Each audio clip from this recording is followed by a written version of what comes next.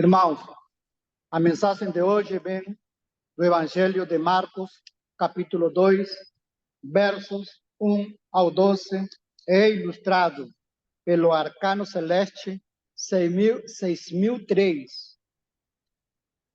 Esta passagem tem um ponto principal. O ponto principal, o qual nós devemos entender, está no verso número 5. E Jesus, vendo-lhes a fé, disse ao paralítico: Filho, perdoados estão os teus pecados. Esta passagem vai ser o ponto central no qual vai girar toda a explicação.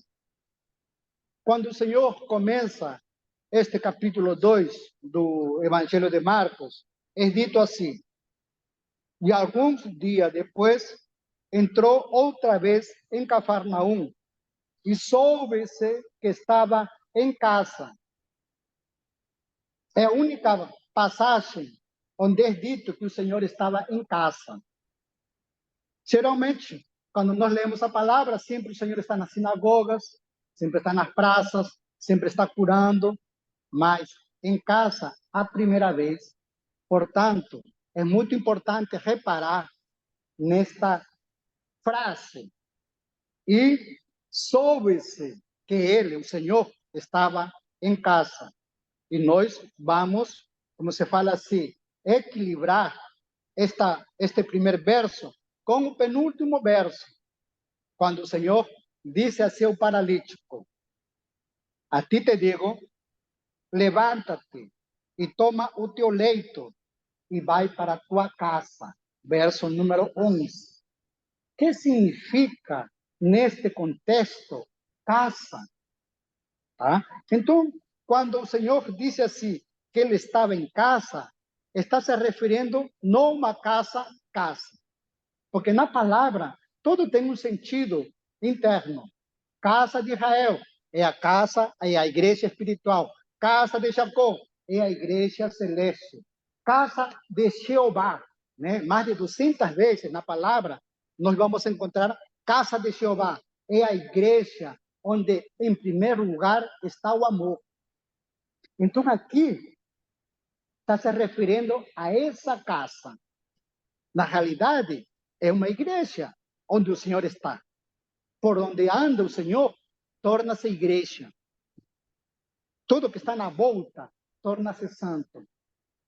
Pode estar no meio do morro, que disse o Senhor: tira as sandálias de tus pés, porque o lugar que tu pisas é santo. Por quê? Porque o Senhor se faz presente. Onde o Senhor se faz presente, o local se torna santo. Então, nós oramos, por quê? Para que o Senhor esteja presente, porque nós abrimos a palavra.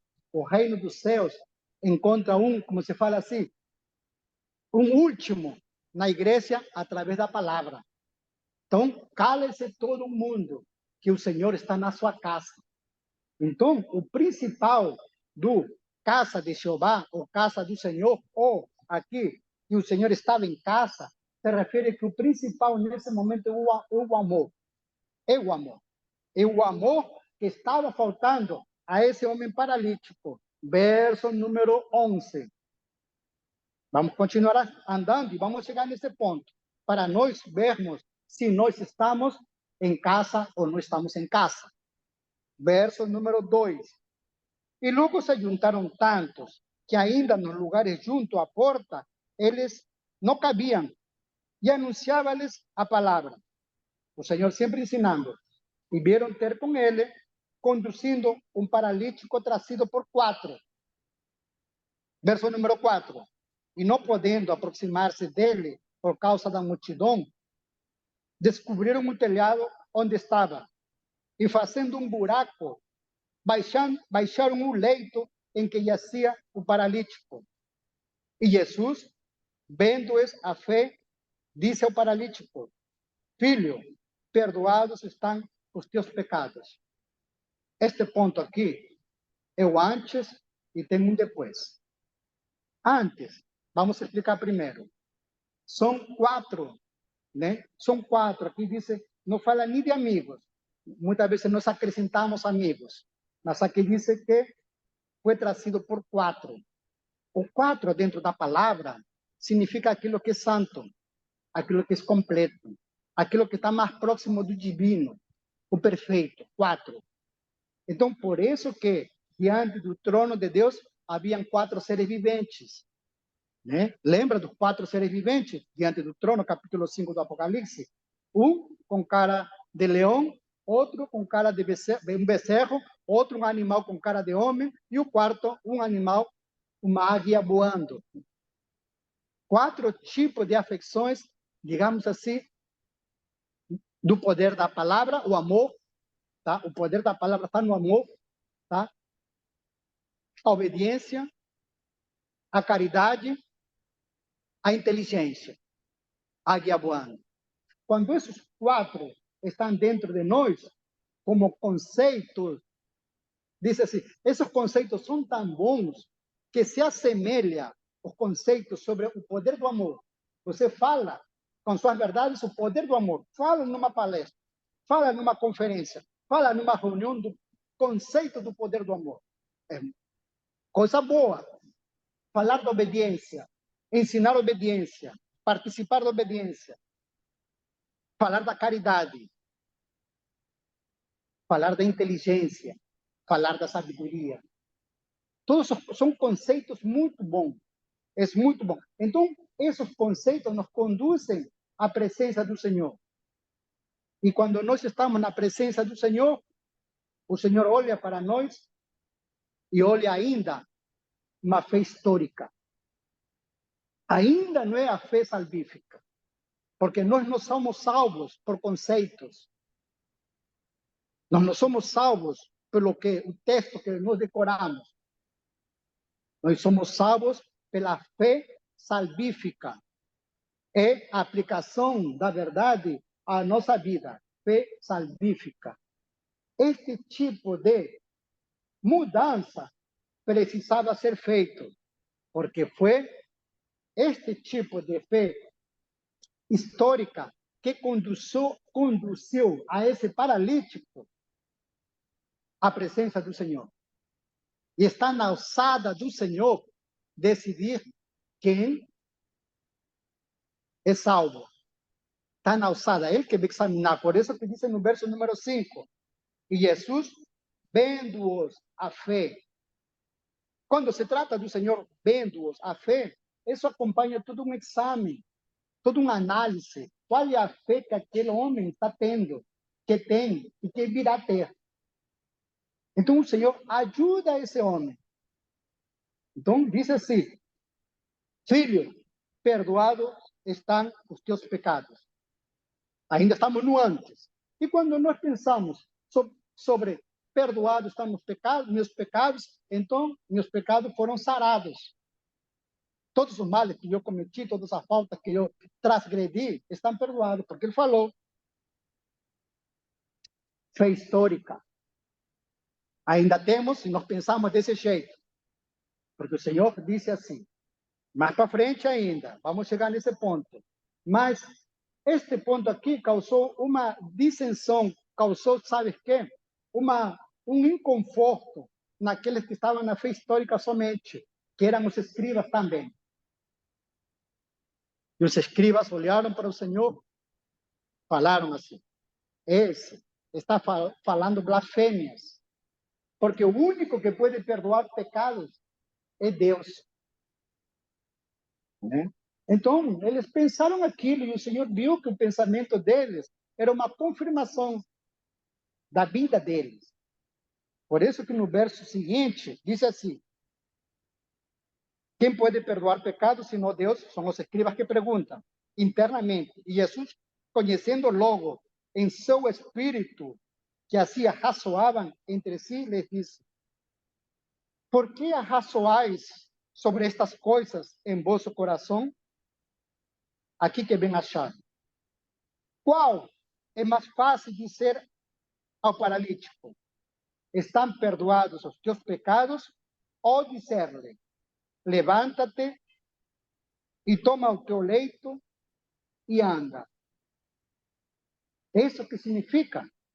perdoar pecados. Não existe a misericórdia imediata. O perdão dos pecados é todo um processo. Levantar-se, pegar o leito, levantá-lo e andar. É assim que o Senhor trata com aqueles que pecaram. É assim que nós devemos entender quando oramos na oração do Pai Nosso. Perdoa os nossos pecados. Se nós pensamos que o perdão do pecado é somente impor a mão, fé histórica. Nós precisamos a fé salvífica, ou seja, cumprir o roteiro do perdão dos pecados.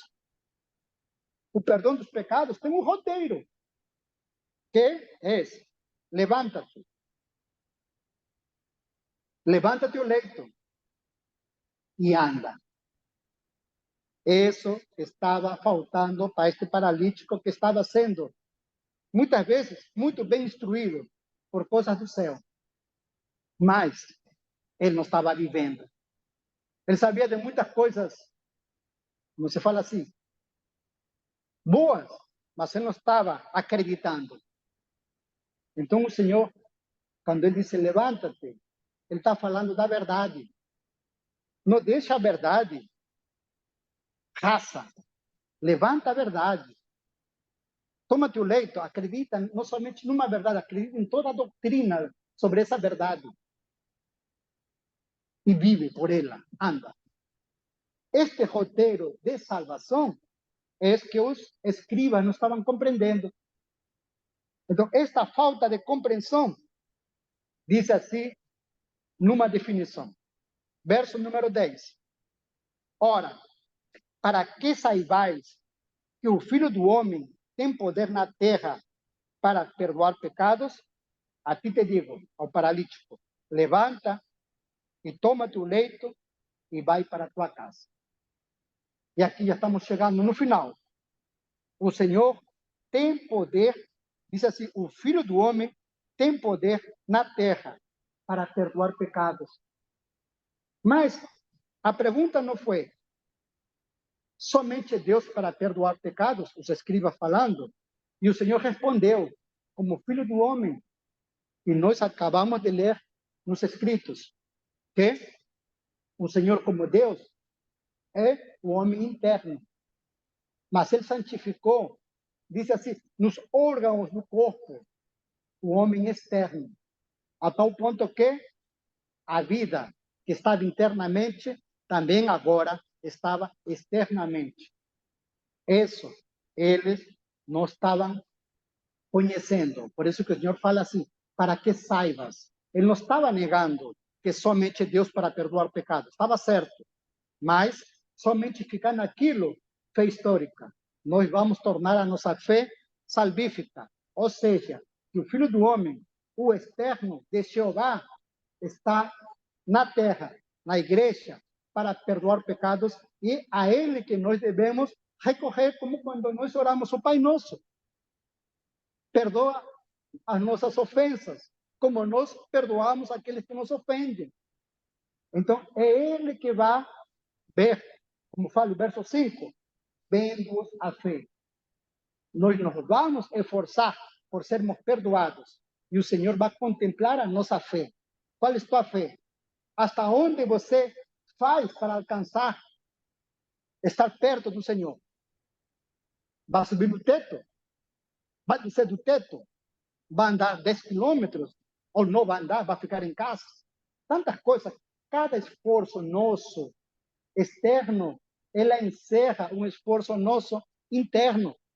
O esforço nosso externo é abençoado pelo Senhor. Numa desses esforços, o Senhor nos disse que os pecados são perdoados. Ou seja, vá por bom caminho. A fé histórica que você tem, que eu tenho, deve se tornar fé salvífica. E minha bênção, que eu devo entender agora. Aqui está a bênção. Diz assim, e disse o paralítico, a ti te digo, levanta-te, toma o teu leito e vai para a tua casa.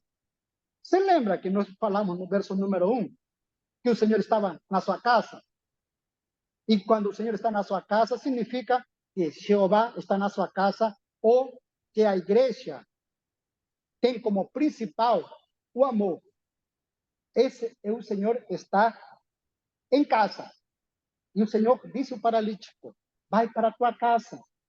Ou seja, já ouviu falar alguma vez essa frase assim: fulano pensa com a cabeça dos outros, né? Pensa com a cabeça dos outros, está fora de casa. O Senhor quer que as verdades que você aprende na igreja, você mesmo chegue às suas próprias conclusões. E é necessário que nós estejamos dentro de casa. A casa nossa é a nossa vontade. E se nós estamos fora de casa, o Senhor vai bater na porta. E se o Senhor bater na porta e você não estiver em casa, como que fica a nossa oração? Bem, Senhor, ora bem, Senhor Jesus, final da nossa liturgia. Se ninguém vai abrir a porta porque você não está em casa. Então, nós precisamos estar constantemente em casa, de domínio da nossa vontade, para quando o Senhor chegar, diz assim: e eu cearei contigo e tu comigo. E esse encontro somente é possível quando nós estivermos dentro de casa. Por isso que nós devemos receber essa bênção. Verso número 11. A ti te digo, e a cada um de nós, levanta-te, acredite na verdade. Não deixe a verdade rasteira. Levanta. É a verdade. Levanta tu leito, acredita na doutrina. E a partir da vontade, com a doutrina, com a verdade, você vai ministrar tudo. E o Senhor, o principal, o Senhor vai poder ou nos visitar. Que também é um desejo meu. O Senhor entrar dentro da nossa casa. Então, por isso que o Senhor está em casa. E a partir dessa casa, Ele visita as nossas casas. E para nós encontrarmos com o Senhor, precisamos estar em casa. Senão, não tem como nos encontrarmos com o Senhor. O Senhor não nos encontra em outro lugar a não ser na sua casa. E uma casa, imagem e semelhança daquele que Ele tem, não é a igreja onde principalmente está o amor, a casa onde Jeová está, o Senhor Jesus Cristo está. Então, a nossa casa também tem que ter como principal o amor, para que as casas sejam semelhantes e possam se conjugar. Então, isso que envolve essa bênção do Senhor. Levanta-te, toma tua doutrina, ou seja, toma aquilo que explica a palavra, que nós, graças a Deus, temos, e vai para a tua casa. Domine sobre ela, entenda ela. E você vai, como se fala assim, poder encontrar o verso 1 e o verso 11. A minha casa é a casa do Senhor. Cafarnaum. Lembra de Cafarnaum? O Senhor deixou Nazaré para morar em Cafarnaum.